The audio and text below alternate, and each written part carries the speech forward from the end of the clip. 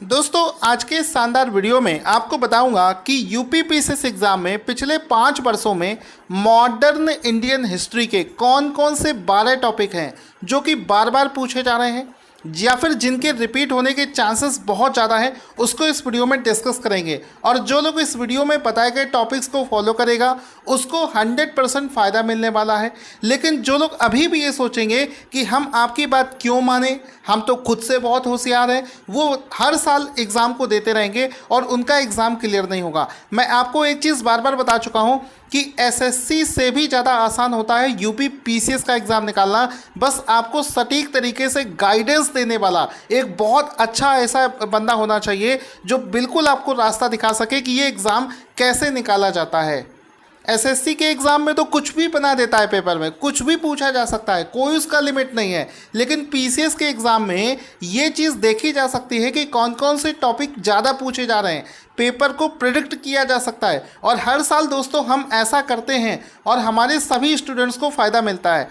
तो अभी इस वीडियो में आपको 12 टॉपिक बताएंगे। उससे पहले आप मेरा एक छोटा सा परिचय भी देख सकते हैं, सो दैट आपको ये विश्वास हो जाए कि मैं इस क्वेश्चन का आंसर देने लायक हूँ या नहीं।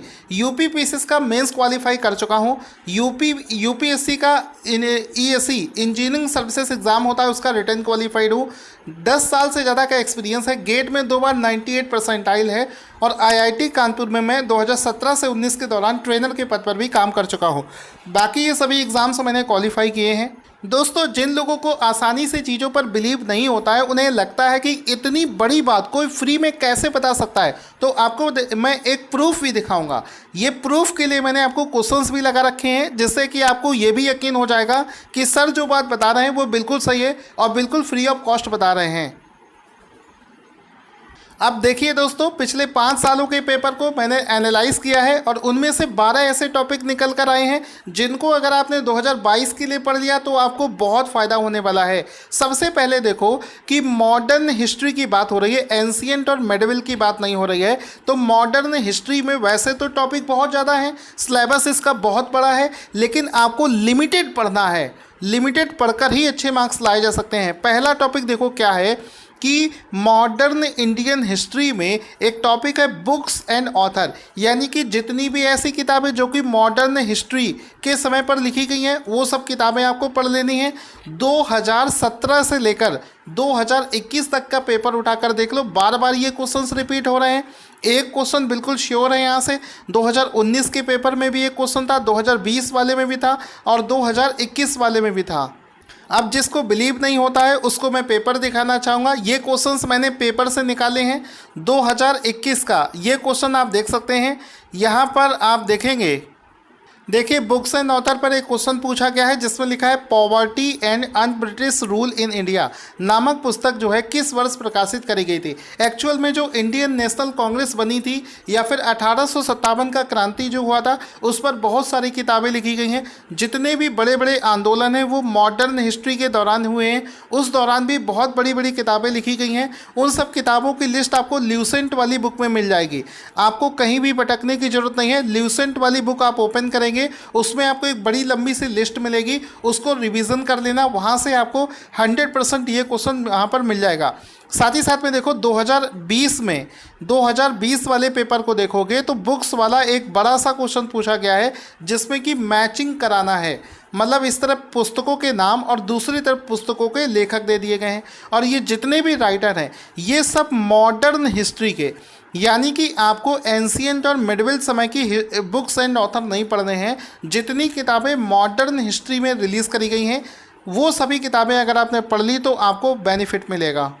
इसके अलावा आप एक और एग्जाम्पल देख सकते हैं, 2020 के पेपर में क्वेश्चन और पूछा गया है, ये पुस्तक वाला क्वेश्चन है, इसको भी देखो। ये प्रश्न भी आपका बुक्स पर आधारित है। तो यानी कि सीधा सा मतलब है कि एक ऐसा टॉपिक है कि बार बार रिवीजन हो रहा है, इस वजह से इस टॉपिक को पढ़ लो तो आपका सिलेक्शन कोई रोक नहीं सकता। साथ ही साथ मैं आपको बता दूं टॉपिक दूसरा भी बताऊंगा, लेकिन उससे पहले अगर आप इतनी ज़बरदस्त लेवल की तैयारी करना चाहते हैं जिसमें ऐसे हर एक सब्जेक्ट वाइज सटीक वीडियोस आपको मिल जाएँ, जिससे कि कम पढ़कर आप ज़्यादा नंबर लाना चाहते हैं, तो आप हमारे टेलीग्राम चैनल से ज़रूर जुड़ना। टेलीग्राम चैनल का लिंक मैं आपको बता देता हूँ। ये वाला टेलीग्राम आपको ज्वाइन करना है, टारगेट स्टडी IQ नाम से। वीडियो के डिस्क्रिप्शन में लिंक है, वहाँ से आप उसको ज्वाइन कर लेना। इसके बाद मैं आपको बता दूं कि इतिहास की जितनी भी मॉडर्न हिस्ट्री में घटनाएं हुई हैं उन सभी घटनाओं का वर्ष आपको याद रखना है, ठीक है। जैसे कि सविनय अवज्ञा आंदोलन कब हुआ था, ये आपको ईयर याद होना चाहिए। द्वितीय गोलमेज सम्मेलन कब हुआ था, क्रिप्स समझौता कब हुआ था, रॉलेट एक्ट कब हुआ था, गांधी इरविन समझौता कब हुआ था। इसके अलावा आपको बता दूं जैसे कि सविनय अवज्ञा आंदोलन कब हुआ था, इसके अंदर क्या है वो चीज़ मैं बाद में बताऊंगा।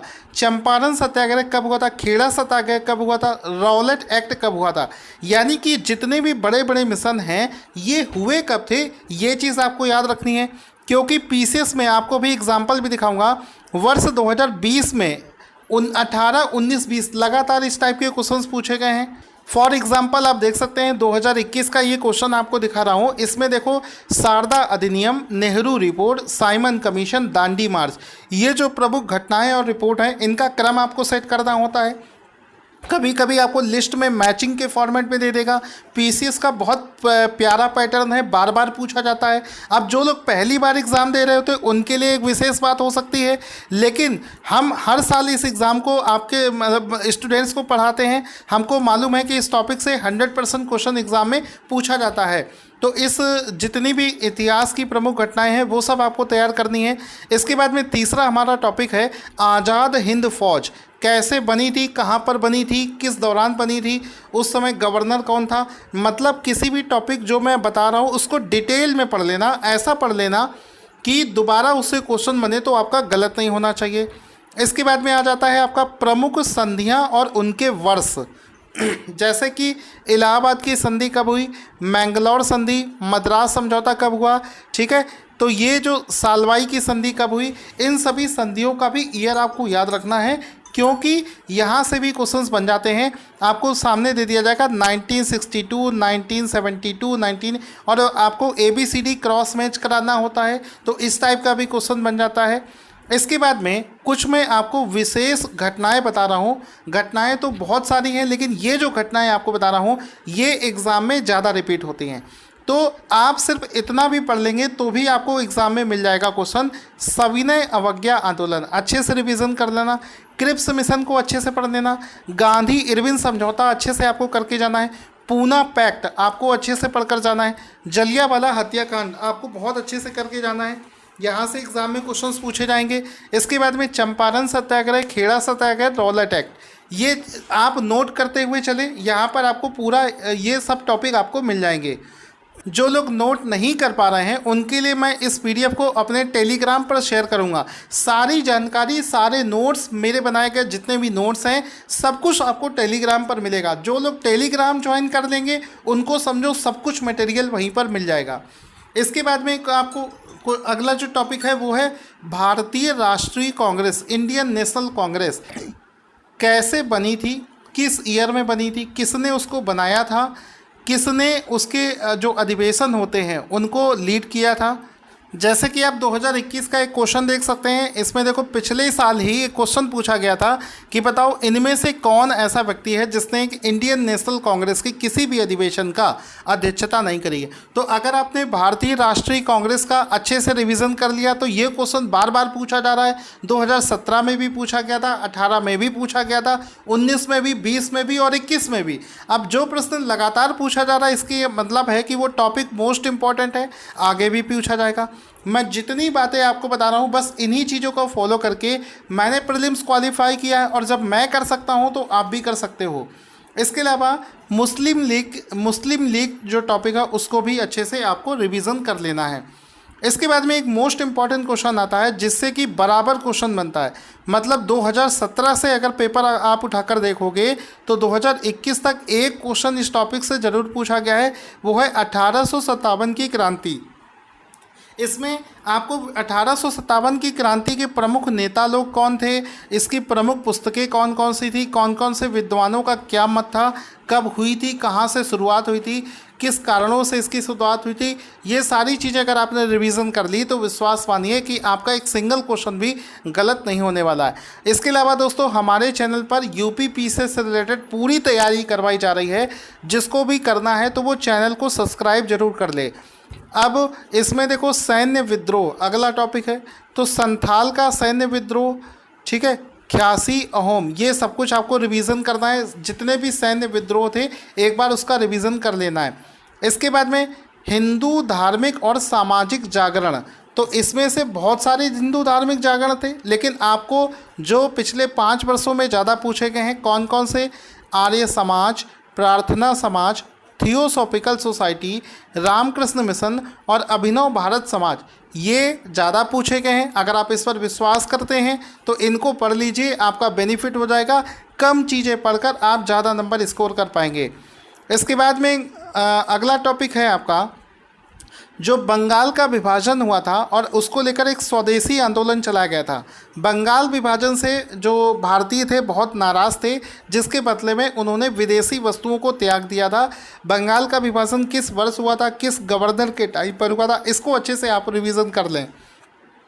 एक क्वेश्चन यहाँ से भी पूछा जाता है, मिंटो मार्लो सुधार 18 और 19 में क्वेश्चन पूछा गया। खेड़ा सत्याग्रह, मॉन्टेग्यू चेम्सफोर्ड सुधार, इन सब से टॉपिक पूछे गए हैं पिछले 5 वर्षों में।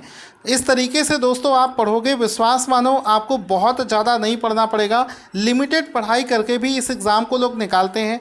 मेरे खुद के स्टूडेंट जो कि एसएससी भी क्वालिफाई नहीं कर पा रहे थे, यूपीपीसीएस एग्ज़ाम क्वालिफाई करके जॉब ले चुके हैं। आपको बताना चाहूँगा बहुत आसान जॉब है, गाइडेंस बहुत ज़्यादा ज़रूरी है। तो आपको अगला टॉपिक जो पढ़ना है वो है गोलमेज सम्मेलन। पहला गोलमेज सम्मेलन, दूसरा और तीसरा, ये तीनों आपको रिवीजन करके जाना है। इसके बाद में अगला टॉपिक आता है क्रिप्स मिशन और भारत छोड़ो आंदोलन 1942, ये भी आपको बहुत अच्छे से पढ़कर जाना है। यहाँ से भी क्वेश्चंस एग्ज़ाम में पूछे गए हैं। तो ये 12 टॉपिक दोस्तों मैंने बताए हैं जिनको आपको बिल्कुल रट कर जाना है। आप विश्वास मानिए मॉडर्न हिस्ट्री में इससे बाहर आपका क्वेश्चन नहीं जाएगा। इतना अगर आपने कर लिया तो 1-2 क्वेश्चन को छोड़ दो तो लगभग सारे क्वेश्चन आपके इसमें मिल जाएंगे। इसके अलावा जो लोग पर्सनल गाइडेंस चाहते हैं वो मेरे टेलीग्राम चैनल से जुड़ें। मैं इस एग्ज़ाम को पहले क्वालिफाई कर चुका हूँ, मुझे बहुत अच्छे से पता है कि इस एग्ज़ाम को कैसे क्वालिफाई किया जाए, ठीक है। तो यहाँ पर आप छोटा सा मेरा एक परिचय देख सकते हैं और मेरा नाम सौरभ गुप्ता। याद रखिए, आपको मेरे गाइडेंस में अगर तैयारी करनी है तो टेलीग्राम को ज्वाइन करना ना भूलें।